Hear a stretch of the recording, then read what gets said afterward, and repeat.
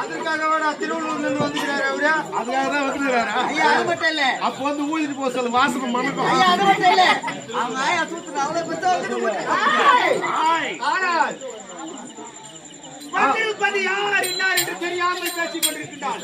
சொன்னால் தெரியும், சொல்ல தெரியாது. இரு இரு சொன்னால்